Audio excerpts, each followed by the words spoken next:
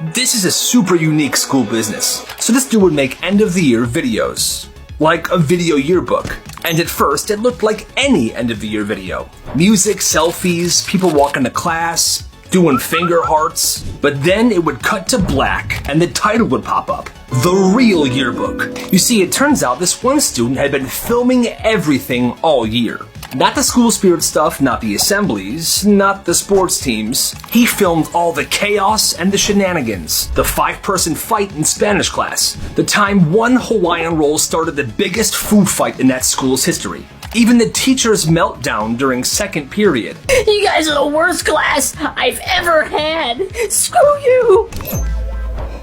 And the edit of the results would be insane. Perfect cuts, super good sound design, transitions, and at the end of the year, he would tell people to report to room 108, which is one of the club rooms. It was after school, and he told people it was $2 to get in. Most people had no clue what this was about, but they paid anyway, and by 3:15, the entire room was packed with people. The lights go off, it's silent. He presses play and the projector goes. The video starts and it's epic. People are laughing, they're cheering, they're losing their minds. It was all the crazy stuff that happened that year in one perfectly edited video.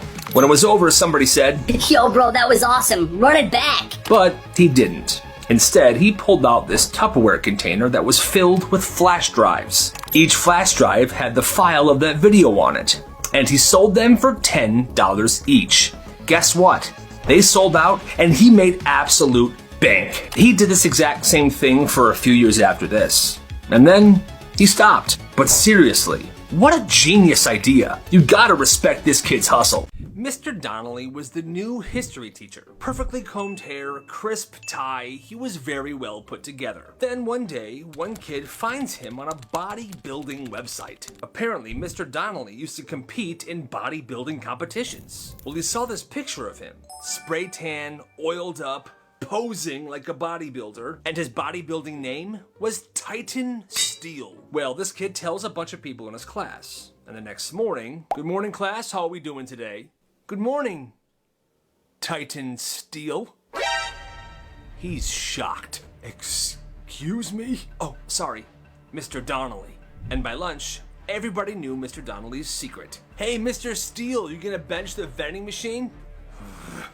What you got for lunch today, Titan? A bunch of chicken breasts and protein powder? Oh my god. And he's hearing it all day, every day. Whispers of Titan Steel this, Titan Steel that. By January, he freaking snaps. If one more person says that name, I am quitting Titan Steel. The next day, he was gone and there was a sub. He actually quit that job. I guess he would rather be unemployed than be Titan Steel. Wow, that's absolutely insane.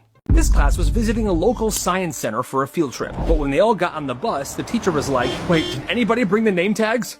Miss, that's your job. Turns out this museum requires name tags, especially for field trips. And they were already on the bus. So right then and there, she pulls out a Sharpie. All right, foreheads it is. And she begins writing the kids' names on their forehead. First kid, Braden. Next kid, Leela. Then Derek. Some kids try to object. No, I don't want this. Well, that's too bad. She's like, oh, it'll wash off. It doesn't. By the time they get to the museum, every single one of the students had their own name written on their forehead, and it looked absolutely insane. The chaperones were silent, stunned. They were very embarrassed. But the museum didn't do anything. They said, oh, look.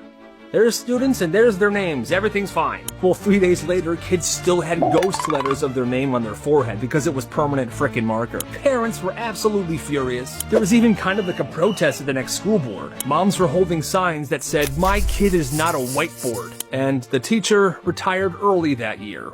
Yeah, sounds like she was kind of losing it.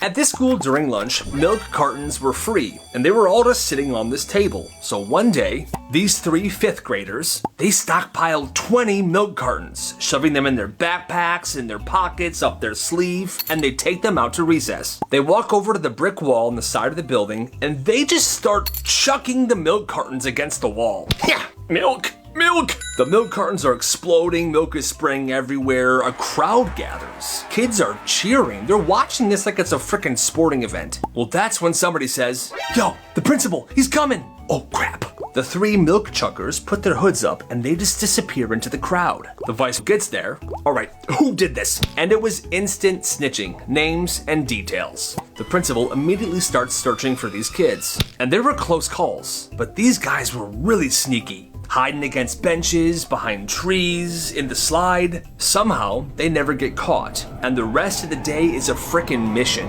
At lunch, the principal and the vice principal are posted at the table that these kids usually sit at. Oh crap, he's right there. Let's eat in the band room. Milk! That entire day they managed to escape the wrath of the principal. And when school was over, they went home. But the craziest part is, some random kid cleaned up the milk wall by himself, just because he wanted to.